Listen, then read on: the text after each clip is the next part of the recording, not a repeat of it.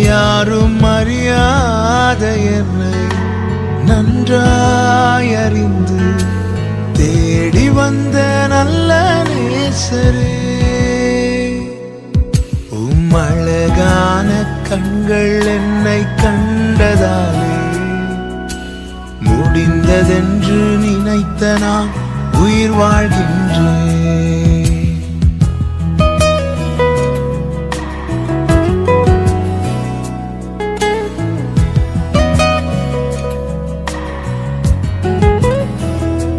தூக்கி எறியப்பட்ட என்னை வேண்டும் என்று சொல்லி சேர்த்து கொண்ட நல்ல நேசரே,